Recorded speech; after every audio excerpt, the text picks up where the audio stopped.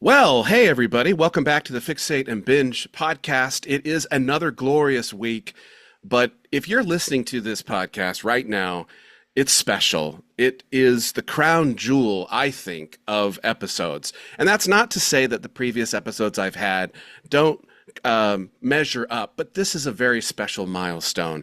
I want to give a very quick shout out to my former co-host. We built this podcast in 2022, Jared Clavin.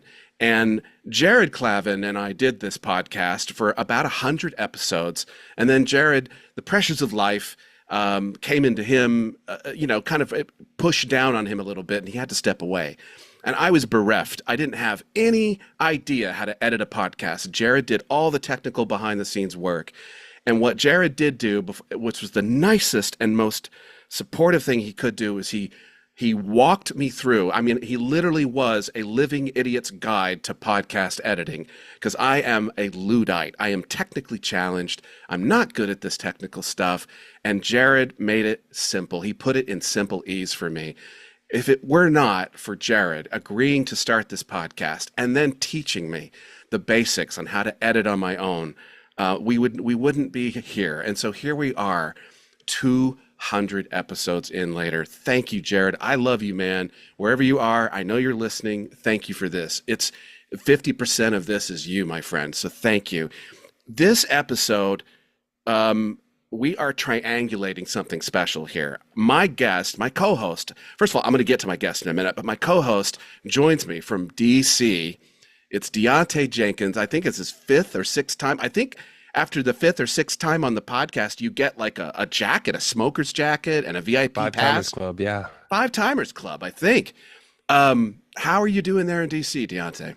I'm good. Everything's good. The weather's finally breaking over here, so we're getting spring instead of the bitter cold of winter and piles of snow everywhere. It's starting to be a little nice out here. Well, the great thing about being in DC is it's the political peace and tranquility of DC. You know, the country is in such a great place around the world. America. sorry. We'll Okay, sure. So I'm being facetious. Of course, I'm being sarcastic. We won't get into that because the world does feel, in many ways, like it's falling apart. But nevertheless, it's so good to see you on the podcast, see your face.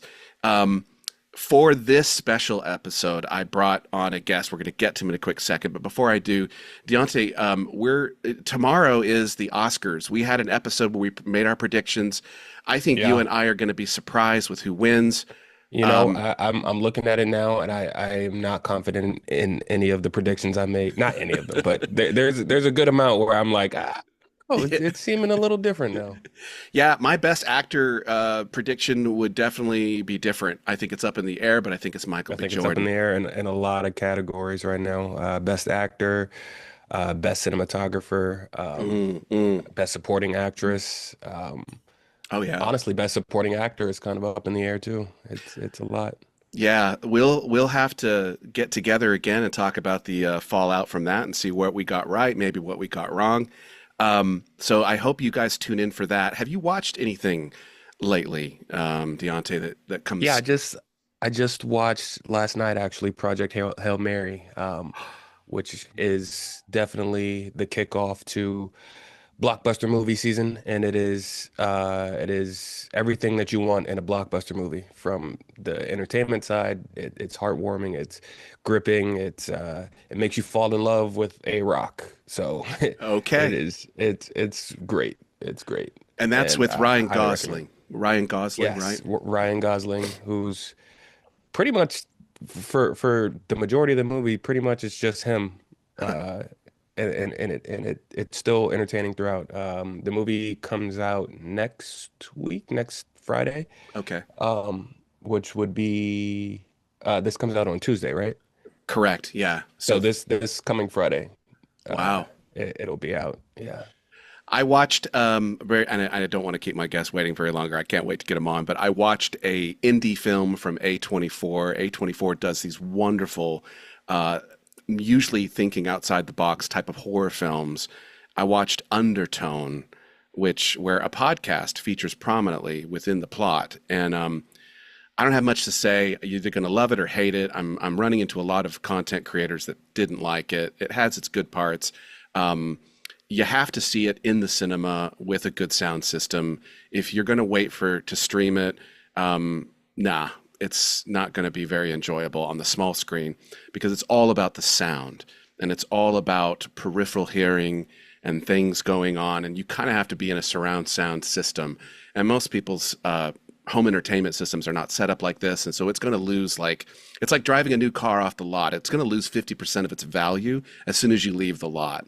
And as soon as this thing transfers to streaming, I think it'll be forgotten. But that's just me. I mean, yeah, that unfortunately happens with a lot of movies. I will say that it seems like streamers are starting to figure out that their movies do better once they have been in theaters before coming straight to streaming. That is correct across the board. Every movie that goes from theaters to streaming does better than movies that just debut on streaming. So they're starting to figure that out. So, the theatrical experience isn't dead yet. Yeah, I hope it stays alive and well. I really do. There's nothing quite like sitting in a theater. And speaking of theaters, I've got a guest on from London, England.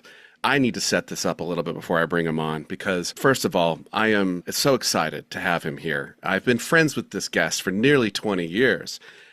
We first crossed paths in Stratford-on-Avon, England. And if that town sounds familiar, yes, that is the birthplace of William Shakespeare.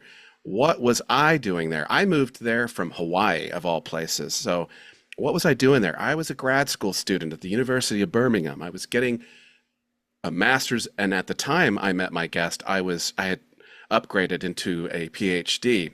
And that's a separate story, but I still can't remember how we actually crossed paths, but we were only living a street over from each other, and we had sons that were only a few months apart in age, and they would have play dates together. And then eventually my guest and I became really good friends. I'd meet him at the pub. I remember I met you at the pub after one of your performances at the Royal Shakespeare Company, and I'm sitting there with David Bradley, who plays Argus Filch in the Harry Potter films, me, and you. It's the three of us. It was mind-blowing. And from this friendship, I would come to see you in a lot of your plays. I saw you play Romeo in Romeo and Juliet, and Stanley Kowalski in Streetcar at the Liverpool Playhouse. But I have just enjoyed stumbling upon your television and film career, because I don't often know what you're in. I'll be watching, and then my wife and kids will hear me from the next room over, "Get in here! You will not believe who's on screen." That's kind of how it goes. Without further ado, welcome to the Fixate and Binge Podcast, Sam Troughton. Thank you for having me, Joe. It's great to see you again. Absolutely brilliant. My goodness. I don't want to be all over the place, but I know that because DiAnte is a filmmaker and kind of a film historian, I know I'm bigging him up here, he's going to have a lot of questions, I think, about your film career and the people you've worked with and what you've gleaned working with some of these, acclaimed luminaries in the film and television industry. Where I come in is I first became acquainted with your work on the stage. And the more I got to know about you, I then realized, oh, wait, his father's David Troughton. Of course. Wait a minute. His grandfather is Patrick Troughton, the second Doctor Who, the guy that gets the guy that gets famously impaled in front of Gregory Peck in The Omen. Certainly does. Yeah. So, and your cousin is Harry Melling, who played Dudley Dursley in the Harry Potter films and is now doing films with the Coen brothers and everybody else.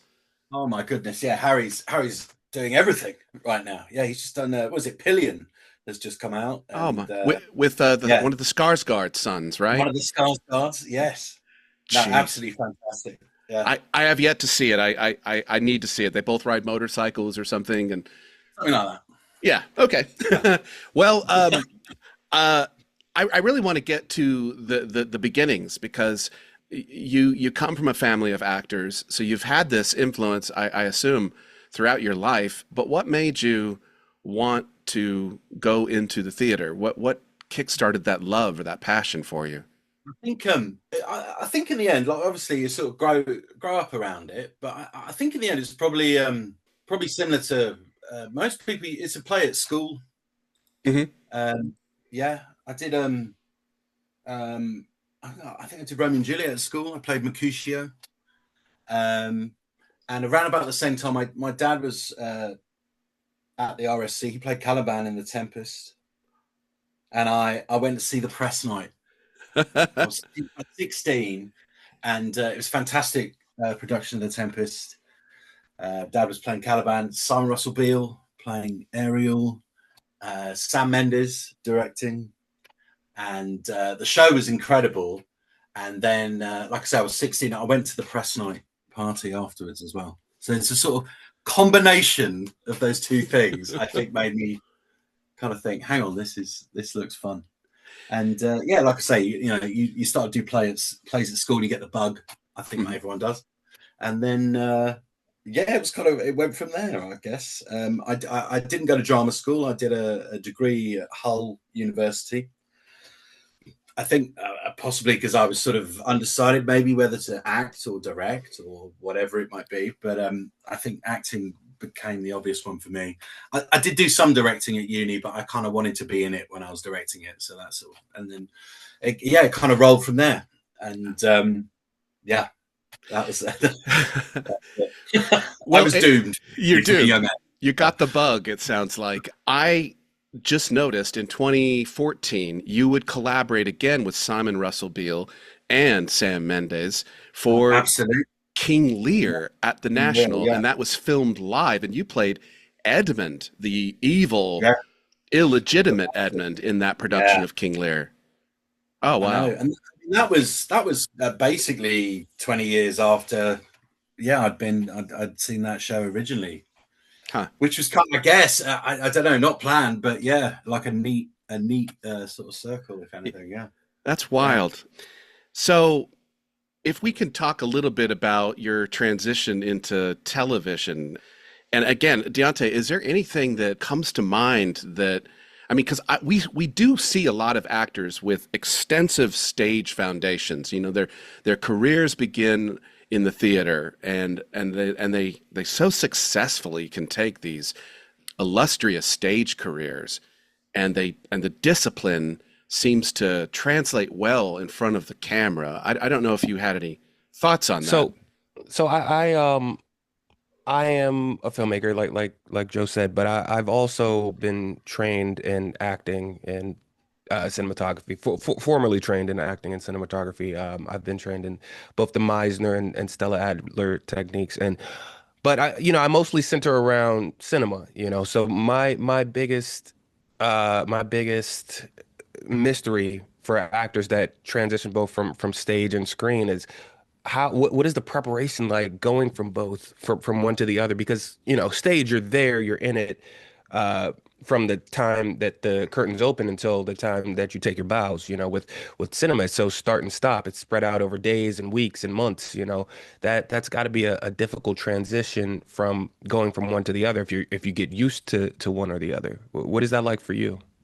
Yeah, that's a really good question. I mean, I think I guess maybe like most perhaps not as true now. I don't know, but like most British actors, you probably go stage to screen is the route, I'd say. When I started working professionally, I did, I think the first sort of, what would it have been, like 3-4 years was stage, and then I started to do telly jobs, start off playing a policeman in something, knock on the door, we found a body, sir, type part, never more nervous than doing that, by the way. And then then you sort of, I think the first thing that really struck me is that you, obviously when you're on stage, you never get to see yourself. Right. Suddenly you have this like mad thing when you're, I remember, when you were kids and like the first time you came across a video camera and everyone immediately goes, oh my God, I sound so weird and look so funny and that kind of stuff. That what my voice sounds like? It's quite interesting. But I guess after the first sort of few jobs of doing it on telly, you sort of like let go of that, I guess. I would say like I'm still learning like screen wise, if that makes sense, you know. If you would ask me to you know, I don't know, I've got a bunch of students, when you come and talk to them about stage acting, I guess I'd feel quite confident to come in and have a chat with them, but screen acting, yeah, maybe not really. The crossovers are amazing. You're essentially trying to do the same thing in a very basic way. It's obviously a little smaller. And I think when I started that screen, that would often be the note. Sam, a little bit smaller would be good. And then interesting, you know, Joe, you know, when I met you, I actually hadn't done theatre for relatively, for me, quite a while. And what was that? I think the first big show I did in that season, I'm sure you came to see, but Julius Caesar. I remember like having notes, you know, we can't hear you in that bit. Well, that was like it flipped the other way. For me, like the crossover is endlessly fascinating. The two things do feed into each other. I think what's been the most surprising one actually is having done a lot of screen work, going back to theatre, is actually taking the energy of a set into the rehearsal room. That sort of sensibility of different takes.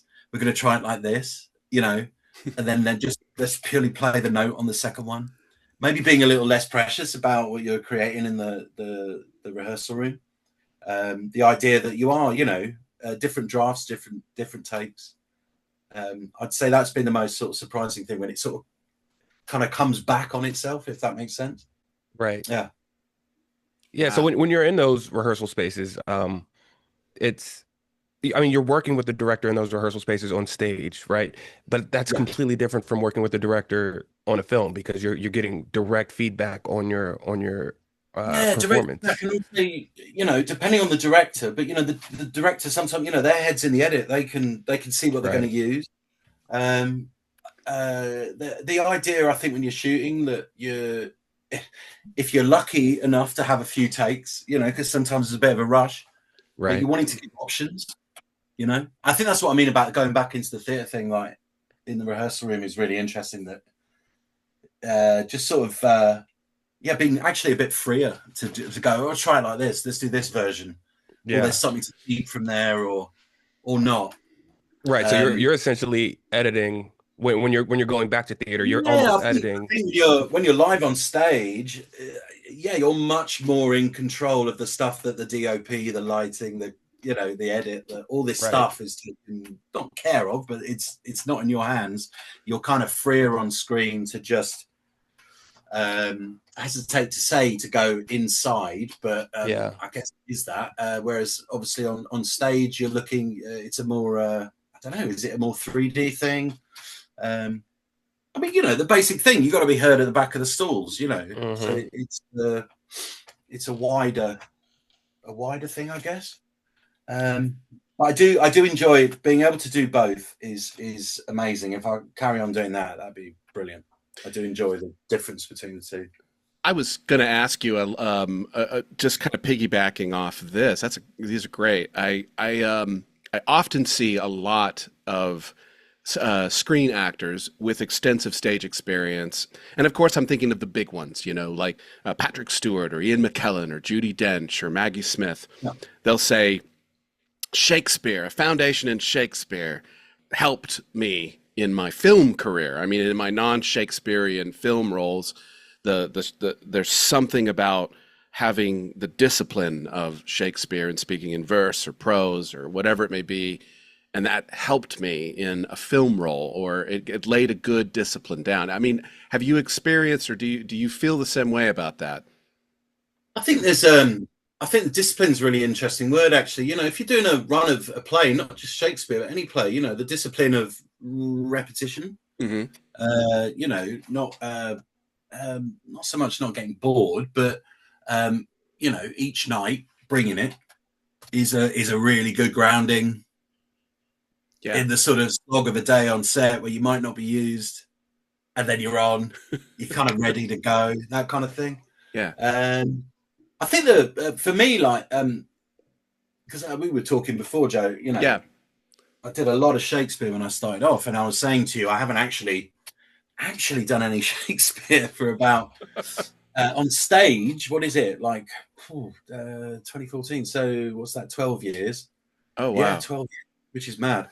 But being able to take what maybe Shakespeare taught me, that sort of ability of a character's entire world to change when it comes to Shakespeare over in one line or even like one word, you know, it gives you a sort of bravery to push that, to see what's maybe possible, you know, script wise, that you can just flip on a line or a word.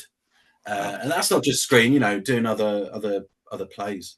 It gives you that what is it? I think it's confidence to be able to trust that can happen in the moment, which is great. Brilliant.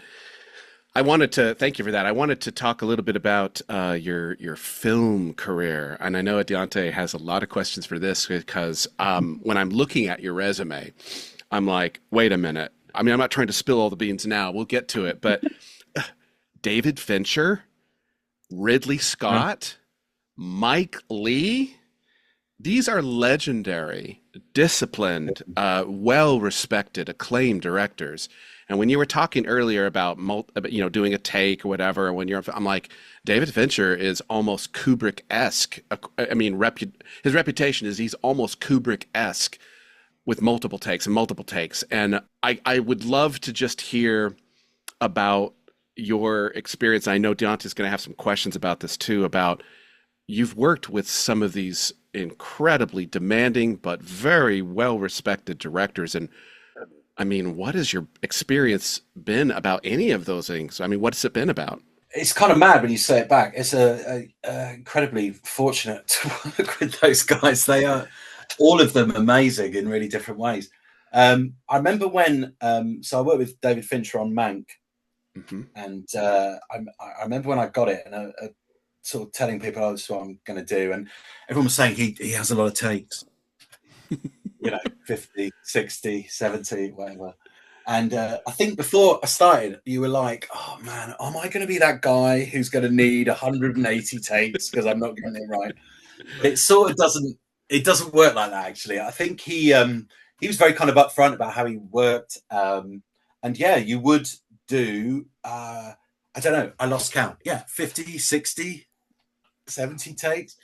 But this going back to what we were saying earlier, I think maybe having a sort of grounding in theatre set me up quite nicely for that, because I was kind of used to like a run of a play, the repetition, the idea of over a run that you groove the role you're playing. And it was something Michael Boyd at the RSC really sort of instigated in my head, that idea that it's never finished, that it is a constant work in progress. That doesn't mean, oh, tonight I'm going to change all the blocking and decide to put on a funny hat, you know. Right. But you're it often is just play something slightly different, even if it's just one note, you know, whatever it may be. And it might be, I don't know, this is a rubbish example. This is not the example I was given, but I don't know, I'm thirsty tonight, or something really basic like that, you know.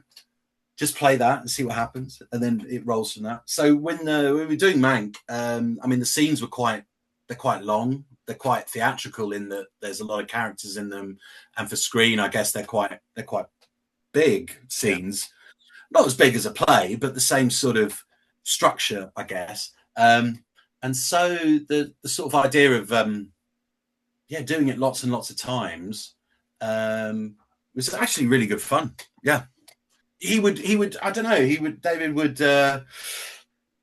you'd probably do 4 or 5 takes, then he'd come and give you a lot of notes, and then there'd be another 4 or 5. There were other cameras running, so sometimes it was on someone else, he'd go over to them, and yeah. So it felt for me actually quite similar to doing a run of a play. And what kind of different performance?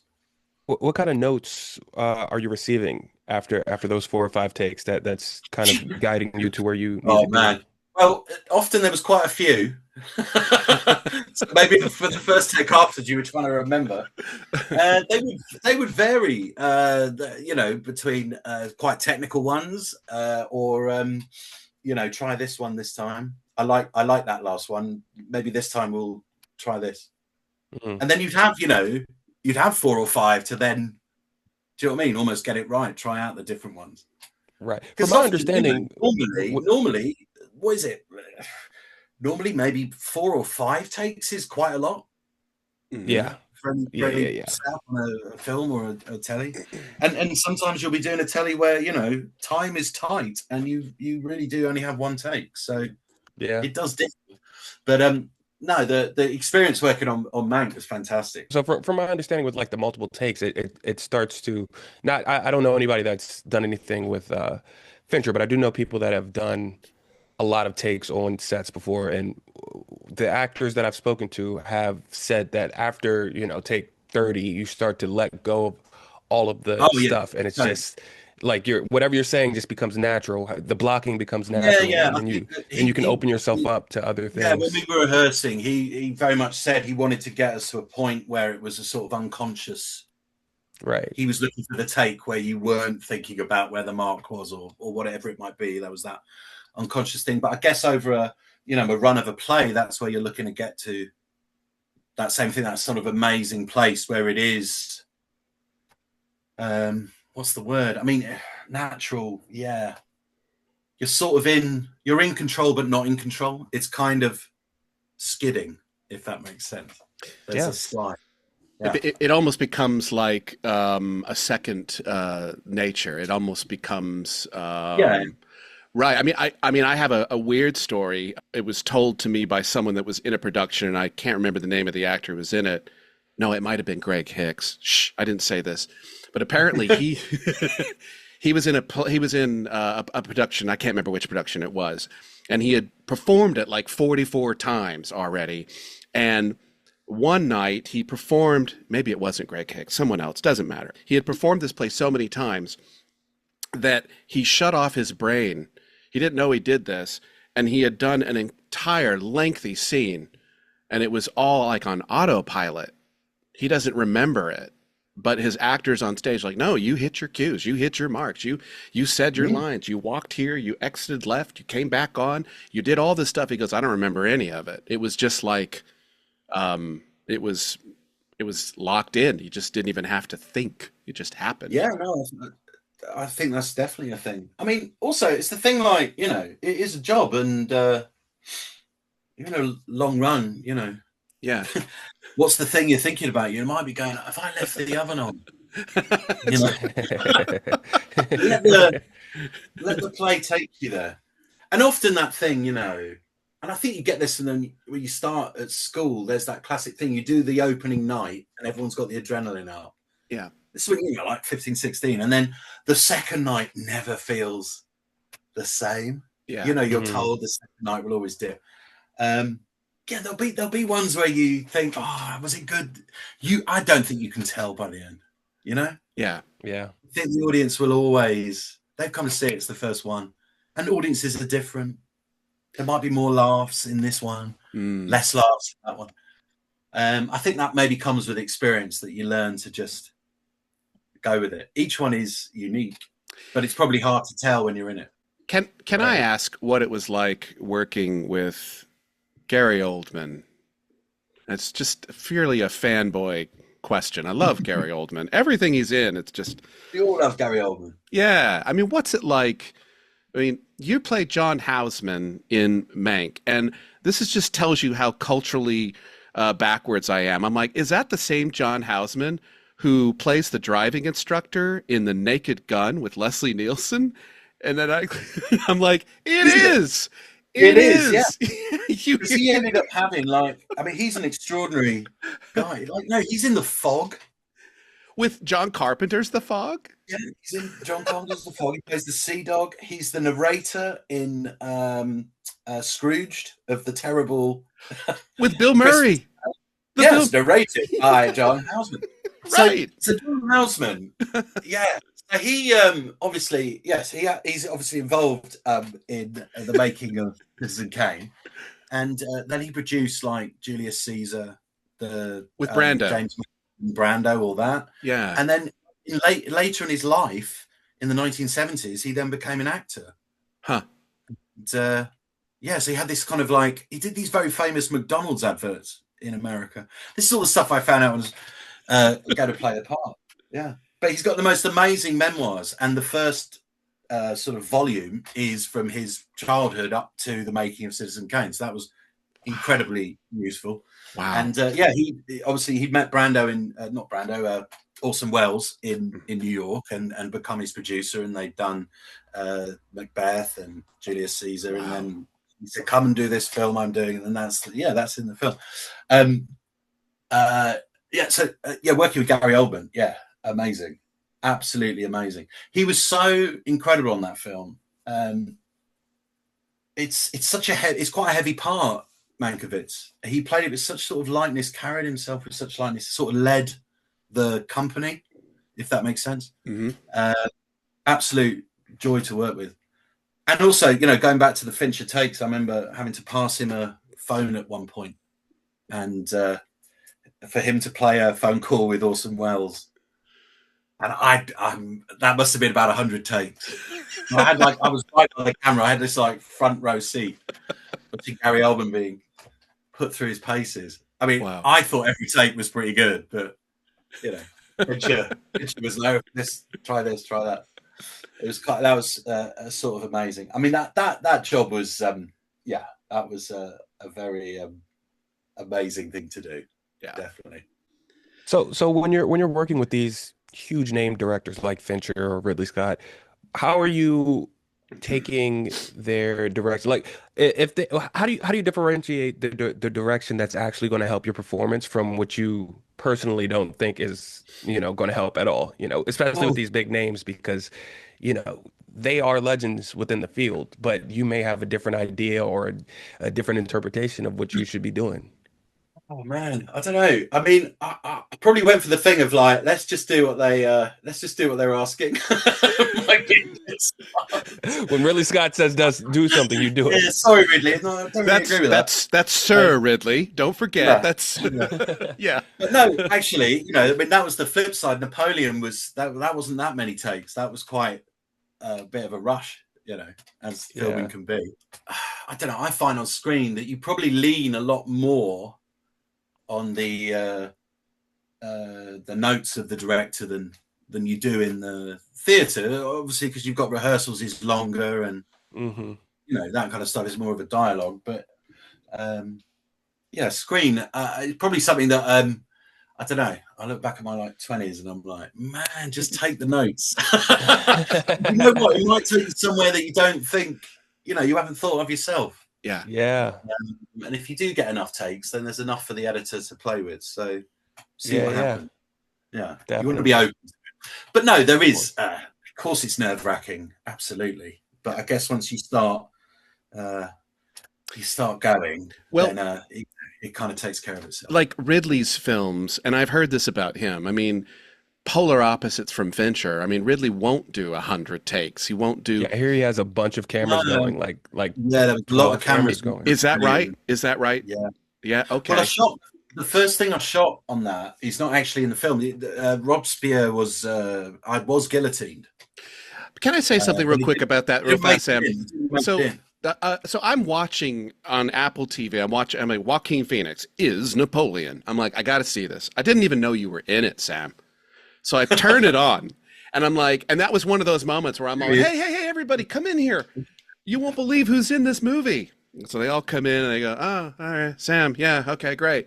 I'm like, I don't know what part he's playing, but it's pretty important. It's towards the beginning, and so we're watching, and that's at the moment when what happens to your character. I wasn't prepared to see your severed head in a basket. That was a shock. And that's when I realized, because I know Robespierre, but I'm like, that's when I realized I've got to brush up on my French history. I was not prepared for your character to be completely beheaded, head in a basket. I wasn't ready for it, man. Shoot himself in the face, which is apparently what happens. Yeah. Miss. Classic. Yeah. My kind of part. So you're on this you're in Napoleon, and I mean Ridley Scott I think is the only major director who is unafraid to tackle sweeping cinema epics, you know, whether it's Kingdom of Heaven or even The Duel. He's not afraid to go big, or even Gladiator. I mean, he's not afraid to go big. And I mean, what's that like? I mean, you're on set, there's extras, there's hundreds of people. I'm Yeah, I probably mean, To kind of build on that a little yeah, bit, what's it like going from like a more intimate yeah. film or a stage play to something at that scale as like Napoleon? yeah, I mean, I hadn't really, yeah, sort of done that before. I mean, the the guillotining scene was um there was a lot of extras. It was like, I don't know, like you paid to be in it in Westworld or something. You know, Right. it was like some really intense site-specific theatre. Um, being hauled off the car, pelted with those things, chucked under the blade. It was quite full on. But I mean, I think that was in the end like maybe 2 takes we did, but there was a lot of cameras on that. And then the stuff in the sort of Parliament Jacobean Club. Yeah. Again, there was like good 250 extras in the stalls. You know, look, you would have filmed that if you were doing a sort of BBC Napoleon. You'd have had maybe 80 extras and filled it in more, but there would be more work to do in terms of imagining it. But that was certainly, yeah, kind of felt real. You were in there, which was great. Yeah. Does that help add to the realism a little bit? You're like, does it help? Yeah, I think so. Yeah, because it is kind of really what it was. I mean, like Robespierre's addressing a large crowd. There's a large crowd. I mean, it's like 8:30 in the morning, which is a bit weird and a bit early. But yeah, it's just really super exciting. I mean, you know, how can you not enjoy that? That's great. Yeah, good. Yeah, those are the type of things that, you know, little kids dream of when they think of being actors and filmmakers, you know, those Exactly. And I large think that's where we all epic start. moments. Yeah. Yeah. That's incredible. Absolutely. Pretending to ride a horse around the playground. Yeah, it's when the hardest is, you know, coming in and making a cup of tea. That's when you have to start to question reality. No, but actually though, those things, you know, when I'm filming, it's those like little things. There's always something wrong. Those are the ones that seem to take the Yeah, most yeah. takes. The ones that, you know, you're picking up a glass off of a table, and Oh you know, no, don't. You it's just you start to think about what is a glass? right. Or is it? Could you ride over this hill and you know say bring up the archers? You'd be absolutely Yeah. fine. Yeah, it's the real life moments that we don't even think about that Yeah, are yeah. the hardest to film. You know, those are the Absolutely. ones that take the longest. Completely, man. I want to talk a little bit about some of your television work because, again, there's another TV series that I'm watching on HBO with Stellan Skarsgård and Jared Harris, and I'm watching this on HBO, and I didn't recognize you at first. You have this very Yeah, thick mustache on. Yes. Yeah, and I'm watching it, and then by I think the second episode, maybe, or towards the end of the first episode, I'm like, was that is that? And then of course I dash to IMDb. I have the app on my phone. I'm like everybody does, right? I recognize that actor. Where's he from? I go, that name rings a bell. I mean, that face rings a bell. I don't. And there it is. You're in Chernobyl. You're Yeah. playing one of the nuclear scientists or physicists. Alexander Akimov. Akimov, yeah, a real person who was at ground zero during the Chernobyl explosion. Yeah. What? And your character, spoiler alert, everybody, suffers immensely. Yeah. What can you talk? I mean, I don't have any specific questions other than what was that experience like? Well, again, really fortunate to work on an absolutely amazing series. Yeah. I mean, the story itself is utterly extraordinary. I mean, I don't know. I was 10. I remember it happening. not really registering, the seriousness of it at 10 years old. I mean, when I went up for it, I mean, the script was sort of there must have auditioned about 6 months before, and it didn't really change. They had it, it was all there, which I think is a massive reason it was as good as it was. All departments had it in front of them to go and do their jobs, which was wicked. Incredible story, incredible script. And just, I guess, ordinary people in absolutely extraordinary circumstances who write up almost even beyond the point that they had been told that the reactor had blown up, thinking that that hadn't happened, that this wasn't this seismic event. I guess that was the challenge filming it, was to not slip into kind of disaster film. Cut the blue wire. They're all blue. Yeah, that's right. But Johan Renck, the director, was very much always pulling us back to, this is a Tuesday. This is a Tuesday morning. It's a normal test. It's not working, but there's nothing extraordinary going on here. But to be part of that was incredible. And I think, like, normally, when you're in something, or going back to what I said before, you have to get used to seeing yourself and stuff, which is really big. But often, whatever you're in, you'll watch it back. You'll always be slightly distanced from the experience of watching it. But sure, I remember when we all went to the screening, and like, it wasn't like you were in it. It was so good, that first episode. It just blew you away watching it. How they sort of pull off it's almost like a horror film, that first episode, isn't it? If you go through the door, you will die. Right. How you transmit that, and how it manages to do that straight away, it's terrifying stuff. Yeah, and I was watching it and realizing Jessie Buckley is in this with you guys. She has a prominent role, and of course, I think the wife of one of the firemen, isn't she? Yeah, correct. Yeah, and that fireman suffers incredibly. And if I'm not mistaken, your character is essentially intubated or in this horrible state not long after the blast. Is that correct? That's you. Almost your whole body is almost jellified. Well, I know. So I think forgive me, I can't remember the name of the actor who plays the fireman, who's Jessie Buckley's husband in it, but he had the full. Oh, I know his name. Adam Nagidis. Adam Nagidis. Yeah. He had the full, final stage radiation poisoning makeup, which is absolutely extraordinary. Wow. Chemo. I think I went because the makeup designer, he sort of developed a kind of stages thing of it. Yeah. These incredible techniques that he was kind of having to invent to get it.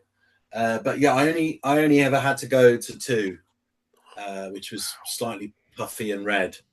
But I think I was going to be shown, and then they did a rather brilliant thing where it's reported rather than seen, and I think that makes the audience imagine it rather than see it, which is quite cool. Well, what I want to ask you about is something that DiAnte and I are very familiar with, because we watched a film that you feature prominently in. I think it might be your biggest film role, and it is a folk indie horror classic. I think it's a classic. It's weird because I'll see this film come up in the top 10 of the best folk horror films in the last 10 years. It comes up there. It's up there with Midsommar by Ari Aster, or it's up there with Hereditary or whatever. I'm like, this is pretty good stuff. And I'm talking about the Netflix folk horror film, The Ritual, which you and Rafe Spall and some of these other people are in. Can we talk about that? Totally talk about that. Awesome. That was such good fun to make. Amazing.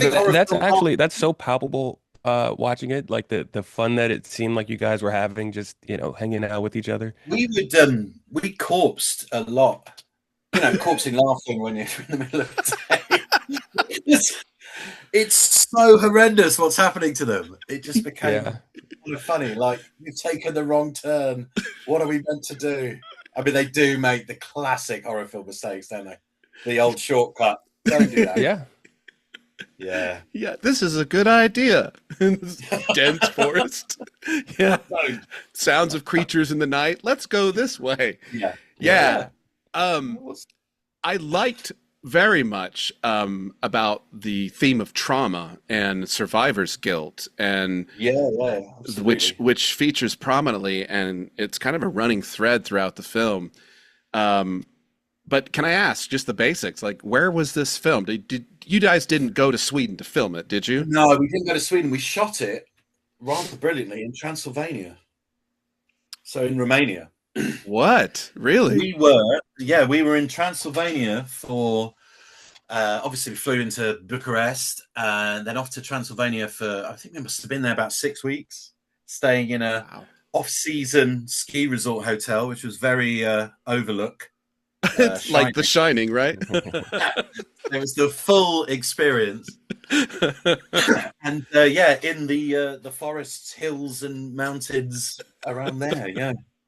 Amazing. I mean, these forests, vast forests, that, you'd just sort of be shooting at night and would walk to the edge of where the set was and just look and think, yeah, if I carried on walking, in quite a lot of trouble, quite quick. Yeah, I'd never be seen again. Yeah, even so it was, very easy to get into the spirit. Should we put it that way? Yeah, even during the daytime shots, with the dense thickness, and it may have just been the genius of how it was shot, with field and depth vision and things. Even during the daytime, it was creepy to me. I mean, how dense totally. And the trees were. Brilliant bit when Rafe sees the hand on the tree, and the hand pulls back. Oh man! And also, the fantastic thing. So David Bruckner, who directed it, he was really into, like, I don't know, you watch the film and you go, who are these people? Right. What is that creature? And he had no interest in explaining any of that. He was really into that, this is just going on in this forest in Sweden, and you better catch up. You just happened to stumble upon this. Yeah. I mean, David's done a lot of horror films. I've shot 2-3 horror films. Ritual is definitely the best one. But you felt with David, you had a director who loves horror films, if that makes sense, Mm-hmm. So he knew what it was he was trying to make. Because I guess, ultimately, it's one or the other, isn't it? It's got to be scary. Yeah. And it's scarier, but it's also got, like an undertone to it, sort of male friendship, kind of gone a bit sour, sort of macho kind of thing going on as well, which is really interesting. And it's based on a novel, and I think the sort of backstory of the film's quite different to the novel, actually. They sort of added that in, which is, again, really cool. Cool thing that gives it its sort of setup. But shot that in Romania. What was it, sort of October, November? It got very cold towards the end when I'm tied to the sacrificial stake in my pants towards the end. By the way, for our listeners, pants in American doesn't mean trousers or jeans. Pants means underwear. Underwear. Yeah. With a top on, thank God. Yeah. But that was super cold. Super cold. Yeah. Wow. When you first get a script like this and you read a scene like that, what's going through your mind? Like, are you excited about it? Are you trepidatious? Are you? Excited. Yeah. I mean, I don't know. I mean, like, personally, at that point, I hadn't worked for a bit, so I was like excited to perhaps get that. I remember going out to film it, really saying to myself, I'm going to just enjoy this. I thought it was the best way to go into it, and it was really, really enjoyable. Great crew, lovely actors to work with, and ended up being a really, really amazing thing to be in, because it got very popular on Netflix, wasn't it? Extremely. I've been stopped quite a lot. Oh, I'll bet. Which is always nice. Your character features prominently throughout that film, and I think I just enjoy when you unload on Rafe Spall. You just unload on him and just you say what everyone in the group wanted to say, but they don't have the balls to say it, right? Yeah. I just love that. And interesting story about Rafe Spall, and it is Rafe Spall, right? Yeah. Yeah, excuse me, because I don't want to get confused with his dad. I know his dad's a great actor, Timothy Spall. You guys have both been in the Alien franchise films. You both technically have. Yeah, you were killed by a face hugger in Alien versus Predator, and Rafe was killed in. By a face. What would you call that? It's like a worm. Oh yeah, that was was that Prometheus? Why does Rafe put his face near that thing? Yeah, what's he again? Oh, this looks cute. He really leans in, doesn't Poor he? decision making. Exactly. Dude, what do you do? Oh, it's moving with me. It's cute. Yeah, we are, aren't we? Of course, yeah, Prometheus. That's right. Wicked. Yeah, so you guys have both been killed by intergalactic species known that are some of the scariest things ever put in cinema. Yeah. I think what's great about the ritual as well, it does that really cool thing where it kills off who you're not necessarily thinking is going to go first. Yeah, which is quite good. I thought your character was going pretty soon. Normally, he'll go pretty early, but he ends up lasting quite long, doesn't he? Yeah. I was watching and I thought, oh yeah, Sam's in this, but he's messed up his knee. He's out. He's gone. Yeah. definitely who I thought would have been one of the first to go. Yeah. Me and Rafe, he's helped with running through the forest for our life. Again, just couldn't stop laughing. It's just unit. That's great. I guess there's the thing to say, isn't it, that you if you're doing a Shakespearean tragedy, you'll laugh a lot more in rehearsals than if you I have an experience really briefly. I was a supernumerary, and for my listeners, you don't know what a supernumerary is in the theater. It's like an extra or the third spear carrier on the left. And I was living in Stratford, and Michael Boyd was directing, Sir Michael Boyd, the late Sir Michael Boyd, rest in peace, was directing Hamlet at the Royal Shakespeare Company. And there was an ad in the paper. I responded. I got cast. I got to carry a spear, whatever it was. And Toby Stevens, Maggie Smith's son, Toby Stevens, one of the James Bond villains, he's Hamlet. And Forbes Masson, who I'm trying to get on this podcast, is Horatio. Oh, you got to get Forbes on. Yeah. I've tried. Oh, if you got to bother him, poke him. I'll lean on him, Judge. Yeah, please. Yeah. I'm backstage, and those guys would do dramatic scenes, and then they would come off stage. And one night they came off stage, they nearly cracked up laughing in front of a live audience, and I'm like going, "It's tragic. This is a tragedy. What are you guys laughing about?" It's that stage. It often flips like this. Yeah, like the more highbrow. Yeah. So when I did in Alien versus Predator, in between scenes, we ended up going to Colin Salmon's trailer and watching French movies. Right? And then I did Three Sisters in London, and during the tech, Adrian Schiller downloaded a fart machine, and that's what we were listening to in the dressing room. And I do think there's definitely a balance, flip, Right. Brave aside. That's great. That's great. It's good that you can do that. Some actors will go method. I am Jim Morrison, says Val Kilmer, and they stay in that headspace, and they think that informs their performance. But Sam, it doesn't seem like you need to do that. It doesn't seem like you do that, Sam. When I'm watching you on screen, it doesn't seem like that's happening. No, sorry. No. Look, man, everyone, I think it's very subjective, isn't it? Sure. But yeah, I do. I think I've got this from my dad. Yes, that it is, without sounding flippant, it's only pretend. Yeah. But there's something I find helpful about just let go and don't take it too serious. Or if you find yourself getting too serious, maybe this take or this preview or whatever it is, just let it go and see what happens. Mm. I mean, that was great advice Michael Boyd gave to me when I was in the previews of Julius Caesar playing Brutus, and was in a bit of a wood, I couldn't see the wood for the trees. And Michael said to me, just tonight, just fuck it off. Don't give a fuck. See what happens. Allow yourself to just not give a fuck. And it's quite good advice. Yeah. There was a story that an acting teacher once told me about a house in the middle of a city, and she used it as a metaphor to say there are dozens of roads that'll get you to the same house, and every actor is trying to get to the same house, the same authenticity, the same, getting the emotion across to the audience. But there are a million ways to get there, Yeah, so there's no wrong way to do it as long as you get there. No, there's not. And I think you, I mean, I'm about to turn 50, you sort of find your own, I guess everyone has their own method. Mm-hmm. I would say is the thing.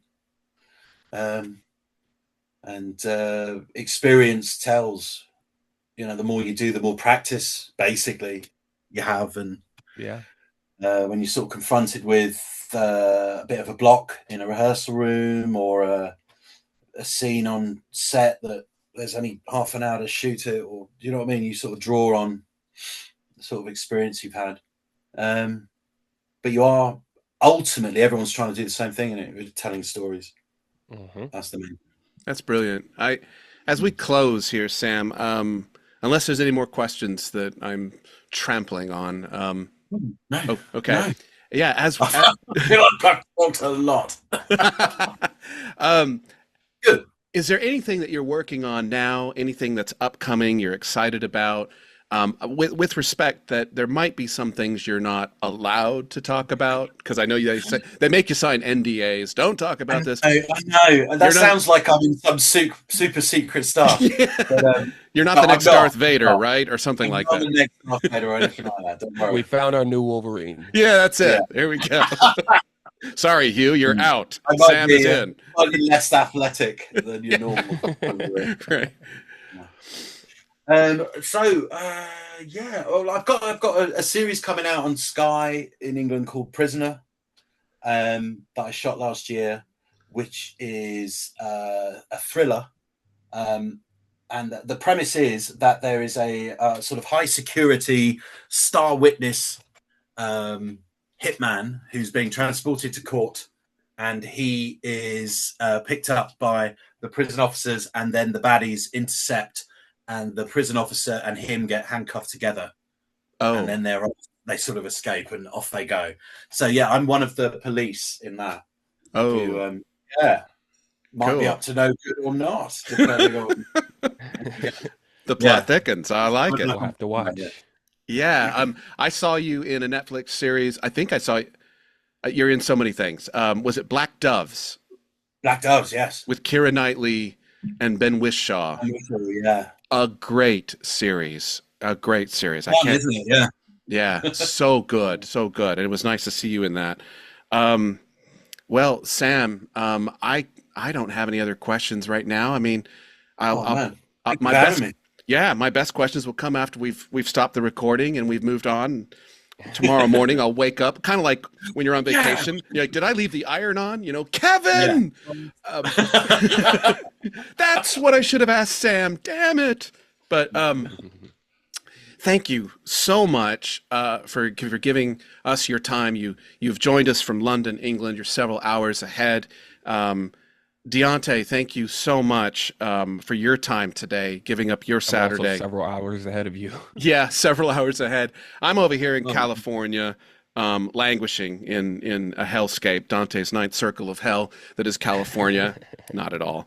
But it is significantly far behind both of you guys. Thank you so much. This is a labor of love. I have loved doing this podcast more than anything. I love having conversations with people, with creatives. I love celebrating the work of creatives. The art community, when it comes to entertainment, whether they're playwriting or acting, producing, screenwriting, that is my tribe. I have loved it. It's what really caused me to go to Stratford-upon-Avon, to study Shakespeare, to be around creatives. It's how I got to meet Sam. I met my wife because I was in a Shakespeare play in Hawaii. True story.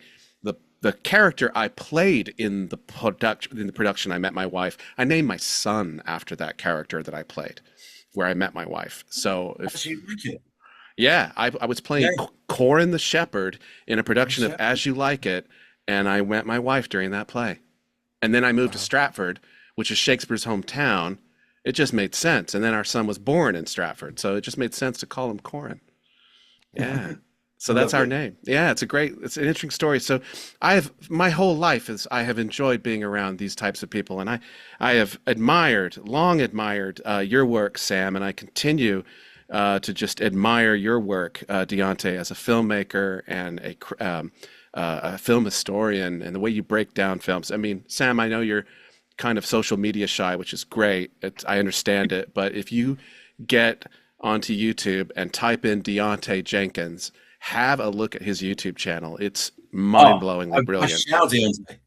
Absolutely. Yeah, he does such great breakdowns. I stumbled across his work several years ago, and on a whim, I thought he was going to say no or ignore the message. Would you like to come on the podcast? And here we are. Yeah. To my listeners, I always talk a little bit at the end of each episode about your mental health. I'll say something briefly about it. Look after yourselves. The world is hard. The world will probably feel like it owes you nothing. So look after yourself. Surround yourself with positive influences. Turn off the news cycle. If that crap is stressing you out, turn it off. Take a break. Take a sabbatical from it and focus on some inner healing. Listen to some nice soft music. I don't know, eat pudding and listen to Enya. I don't know. But whatever you got to do it. It's good for you. It's good for you. And with that, I'm going to let you guys go. We'll be back next week. I've got an exciting filmmaker, screenwriter, producer. They're a husband and wife duo. They'll join me in April. Maybe DiAnte will be available, but I know he's busy. And to Sam, best of luck in all your future endeavors. I'm going to keep watching, stalking you from California. Okay. All right. And have a good one. We'll see you next week. Yeah. It was great meeting you, Sam. Cheers.